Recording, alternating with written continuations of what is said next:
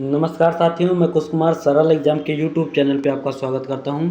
दोस्तों, लेकर आए हैं उत्तर प्रदेश से बनने वाले महत्वपूर्ण प्रश्न, जिसमें से आपके मंडलों के बारे में चर्चा कर रहे थे। तो कल कुछ मंडलों के बारे में मैंने आपको बता दिया था, और बाकी के जो मंडल हैं उत्तर प्रदेश में 18 मंडलों में, तो आज हम मथुरा मंडल के बारे में चर्चा करेंगे। और इस मंडल में क्या क्या खासियत बात है और क्या क्या यहाँ पे प्रोडक्ट बनाए जाते हैं, और यह किस, इसके बारे में हम इस वीडियो में चर्चा कर रहे हैं। तो बात कर रहे हैं मथुरा मंडल की। तो यहाँ की जनसंख्या के बारे में बताएं तो यहाँ जो जनसंख्या है वर्तमान में 2011 के अनुसार 25,47,184 है, और लिंगानुपात की बात करें तो 863 है। और यहाँ पे जो औसत साक्षरता दर है टोटल मिला के बताएं तो 70.36 है, जिसमें पुरुषों की 41.97 और महिला की 56.89 है। ठीक। और यहाँ के उत्पाद क्या है तो सैनिटरी फिटिंग, ठाकुर की वेशभूषा, श्री और श्रृंगार मूर्तिकला और कंठीमाला। और बताएं यहाँ की पीतल की मूर्तियाँ भी मथुरा में बनाई जाती हैं। ठीक। अब इसके बारे में और जानकारी बता दें तो हिंदू शास्त्रों के अनुसार मथुरा ब्रज या ब्रज भूमि के केंद्र में भगवान कृष्ण का जन्म हुआ, सभी को पता है। ठीक। और जिसे श्री कृष्ण जन्मभूमि के नाम से जाना जाता है, जिसका शाब्दिक अर्थ होता है भगवान कृष्ण की जन्मभूमि। ठीक। और केशव देव मंदिर प्राचीन काल में कृष्ण के पौराणिक जन्म स्थान एक भूमिगत जेल के स्थान पर बनाया गया था। ठीक।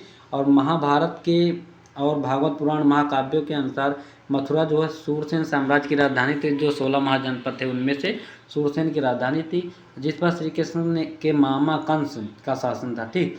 और बात करें इसमें स्मारक और वास्तुकला क्या है तो रमन रेती है, और श्री द्वारकाधीश मंदिर है, पूछ लिया जाता है, इंपॉर्टेंट प्रश्न है।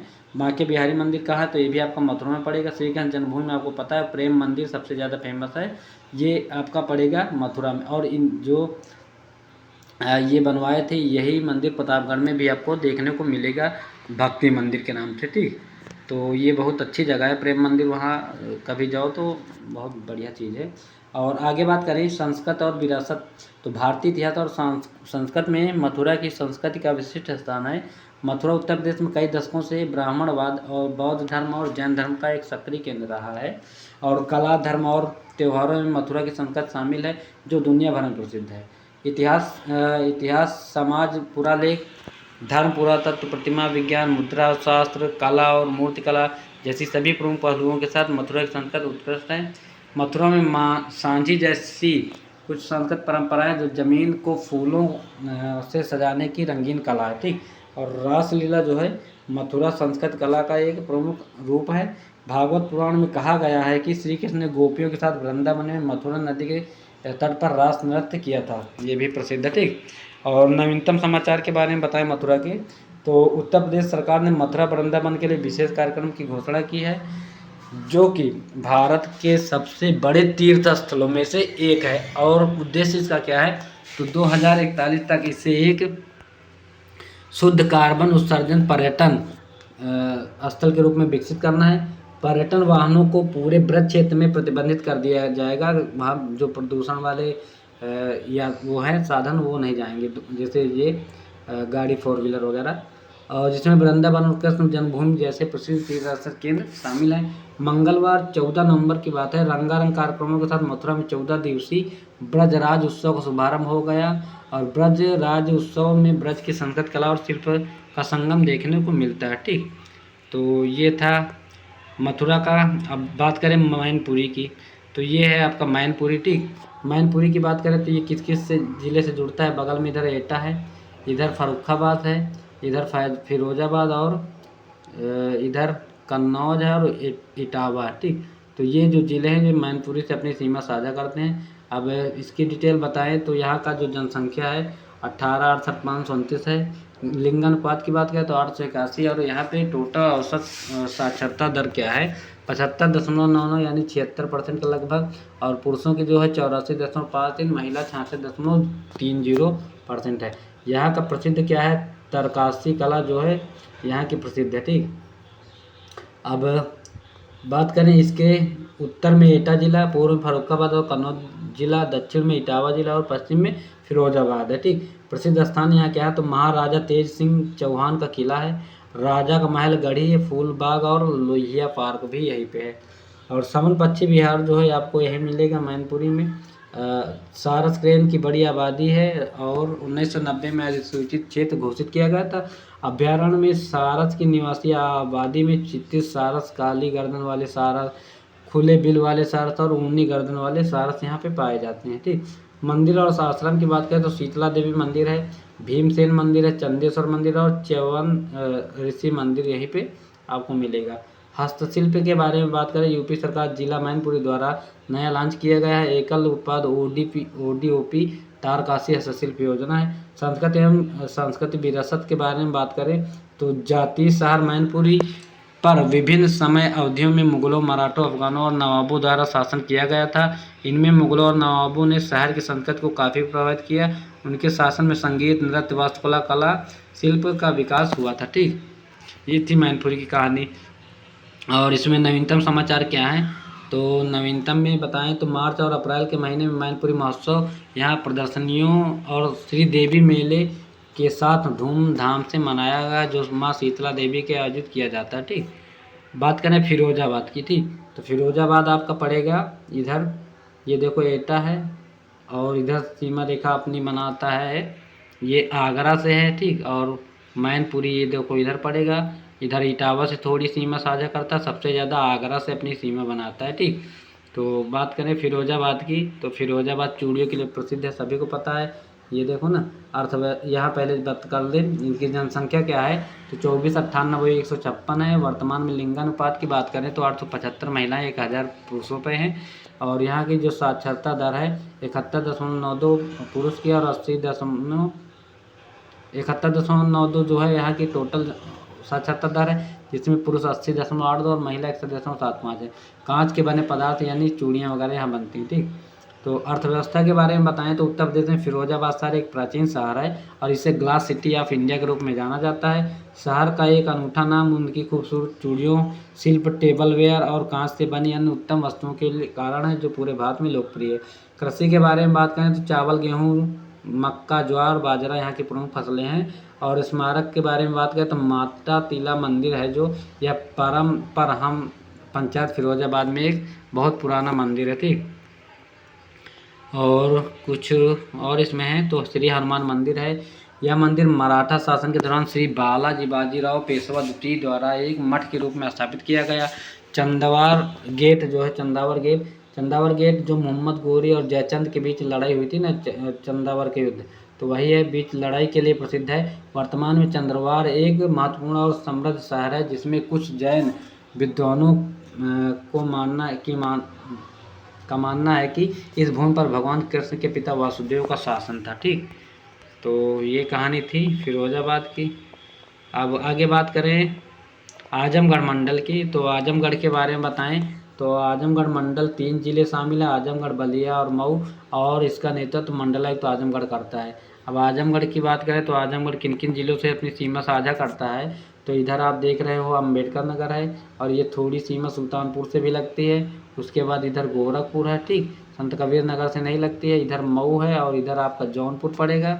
उसके बाद आप इधर गाजीपुर है। ठीक, ये गाजीपुर से भी सीमा साझा करता है, वाराणसी से नहीं लगता है।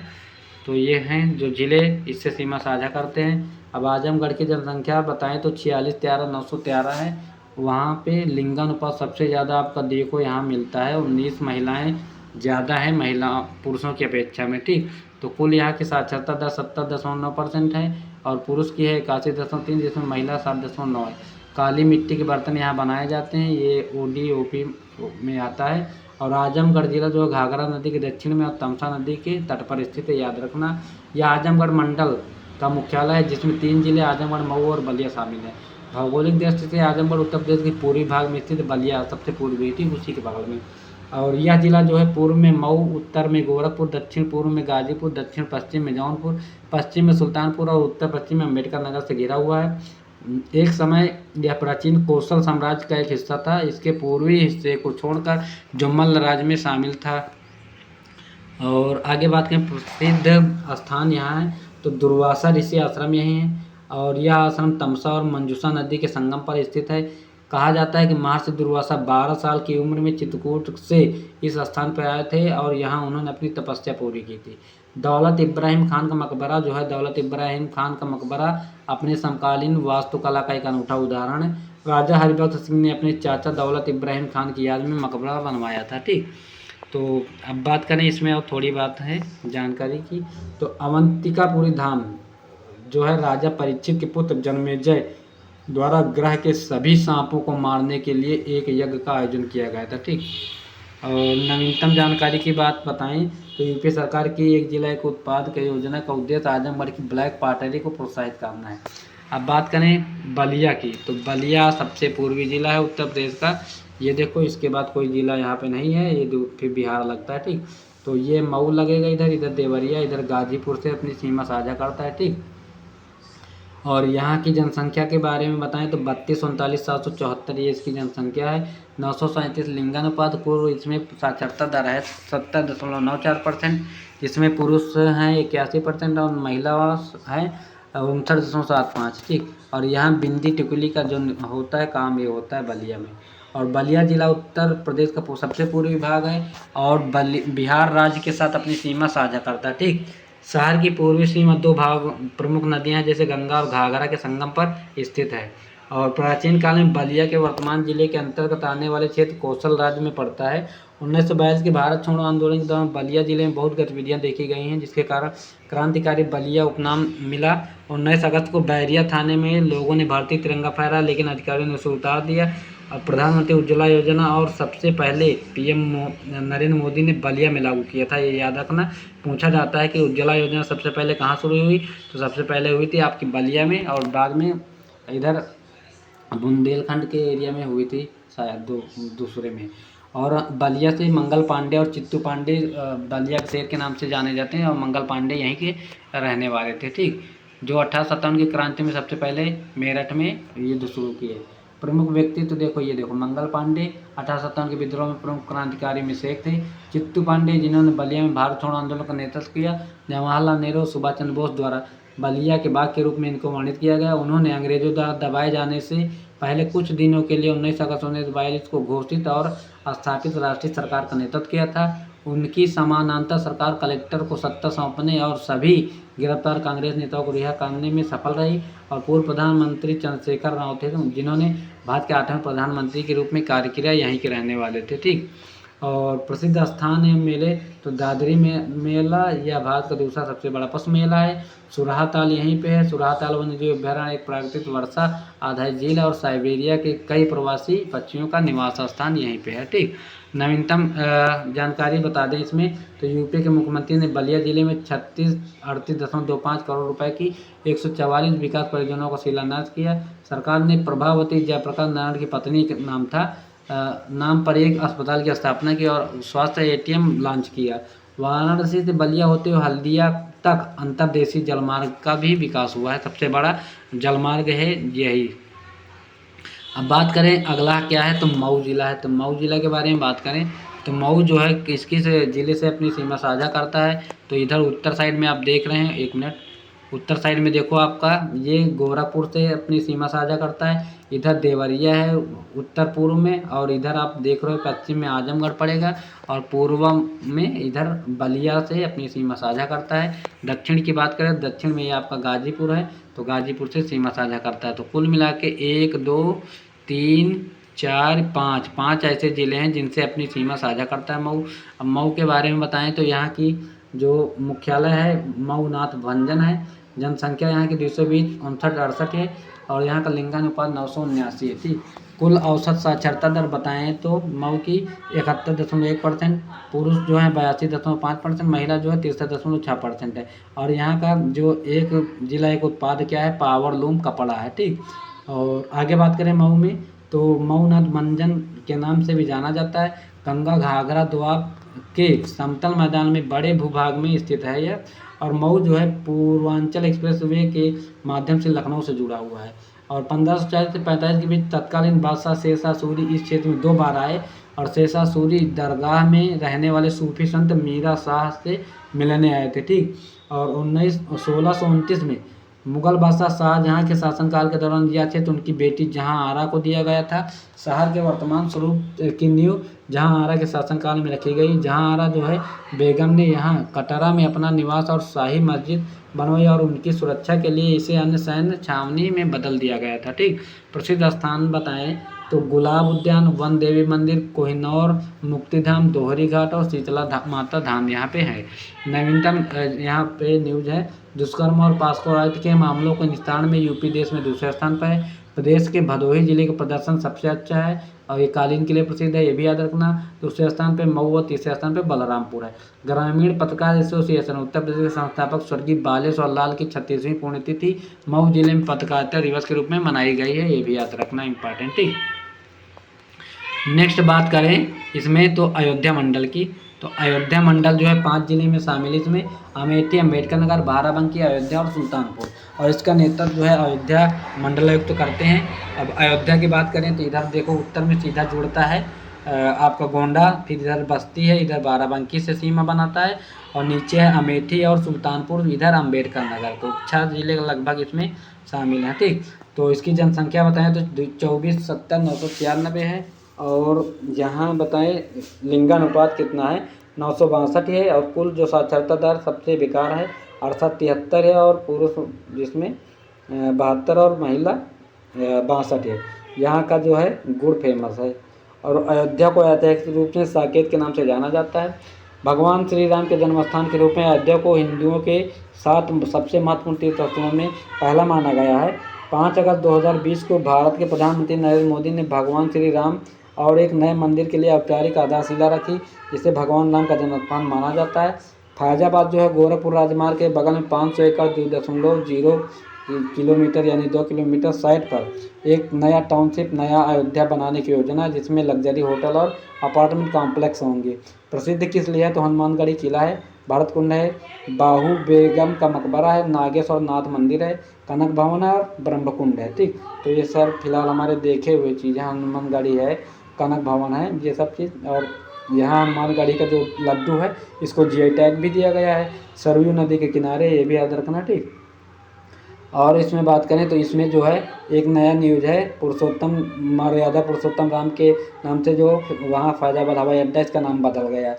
और समाचार नए इसमें क्या है तो भारतीय वैदिक अनुसंधान संस्थान के माध्यम से विश्व को अयोध्या से जोड़ने के उद्देश्य से उत्तर प्रदेश सरकार ने 18 अगस्त 1986 से संस्कृति विभाग के अधीन संचालित हो रहे अयोध्या शोध संस्थान को अंतर्राष्ट्रीय देने का निर्णय लिया है। और अभी 3-4 दिन पहले की न्यूज़ है, 40 मेगावाट का सौर पैनल जो सिस्टम यहाँ चालू किया गया है। अयोध्या में उत्तर प्रदेश का पहला जिला होगा, और सौर सिटी के नाम से अब इसको जाना जाएगा अयोध्या को, और जो एनटीपीसी के अंतर्गत काम करता है। ठीक, और श्री अयोध्या जी का दीपोत्सव कार्यक्रम अपनी भव्यता के कारण पूरे विश्व में पहचान बना रहा है। 2017 से दीपोत्सव हर साल एक नया रिकॉर्ड बना रहा है। इसे साल 2023 में अयोध्या को 21 लाख दियों से रोशन किया गया। ठीक, मैं भी गया हूँ एक बार, शायद 2021 में गया हूँ। और प्लास्टिक कचरे ईंधन बनाने वाला उत्तर प्रदेश का पहला सबसे बड़ा प्लांट अयोध्या में स्थापित किया जाएगा। याद रखना, यूपी करंट में जैसे प्रश्न पूछे जाते हैं। ठीक, और प्लांट की क्षमता क्या है तो 20 टन होगी। बेंगलुरु की कंपनी एमके एरोमैटिक लिमिटेड का यह प्लांट लगाएगी। उत्तर प्रदेश नवीन एवं नवीकरणीय ऊर्जा विभाग यूपी नेडा राम मंदिर के प्राण प्रतिष्ठा समारोह से पहले अयोध्या को राज्य के पहले सौर शहर, ये देखो ना, राज्य के पहले सौर शहर के रूप में विकसित करने के लिए काम कर रहा है। ठीक, याद रखना। और ये जो सौर शहर जो बना रहा है ये एनटीपीसी को ठेका मिला है सौर शहर के रूप में बनाने का। और राज्य सरकार ने अयोध्या में एक अत्याधुनिक पर्यटन सुविधा केंद्र को मंजूरी दे दी है। यह सुविधा जो है 130 करोड़ के बजट के साथ 4.40 एकड़ में स्थापित की जाएगी। और यह इसका उद्देश्य क्या है, राम मंदिर शहर में अंतर्राष्ट्रीय पर्यटन को बढ़ावा देना। तो आज बस यहीं तक हम मंडल पढ़ाएंगे, इसके बाद आपके यहाँ अम्बेडकर नगर है, और जो भी मंडल है इसके लिए हम कल वीडियो बनाएंगे। तो आप इनको देखना ना भूलें, क्योंकि इससे आपको पूरा उत्तर प्रदेश के जितने भी ज़िले हैं उनके बारे में आपको पूरी जानकारी मिल जाएगी, कौन से ज़िला से क्या प्रसिद्ध है। मतलब पूरा जो जीके है आपको इसी के अंतर्गत मिल जाएगा, कहीं से पढ़ने की ज़रूरत नहीं। तो जो भी वीडियो ज़िले से संबंधित इसमें आपको मिल रहे हैं उसमें आपको सारा संपूर्ण नॉलेज आपको वहाँ के जीएस जीके का पूरा मिल जाएगा। तो बेहतर क्लास आपके लिए रहेगी, तो आप इसको देखना ना भूलें। और क्लास अच्छी लगी हो तो आप इसको लाइक और सब्सक्राइब करना ना भूलें। ज़्यादा से ज़्यादा लोगों तक शेयर करें। और जो भी दोस्त मेरे अभी करंट अफेयर की क्लास मेरी नहीं देखे हैं वो जाके लिंक में देख लें अपना, और चैनल को सब्सक्राइब कर लें। सरल एग्जाम के नाम से मेरा टेलीग्राम चैनल है, आप लोग उसमें PDF चाहिए तो आप जुड़ सकते हो। तो सरल एग्जाम जिस नाम से मेरा चैनल है, इसी नाम से आपका टेलीग्राम चैनल है। सारी PDF जिसकी तैयारी करनी है, PDF बुक्स वगैरह सब उसमें प्रोवाइड होता है। तो देखने के लिए थैंक्स। क्लास अच्छी लगे तो सब्सक्राइब करें और कमेंट बॉक्स पे कमेंट करना ना भूलें। बाय सभी को, थैंक यू, पढ़ते रहें।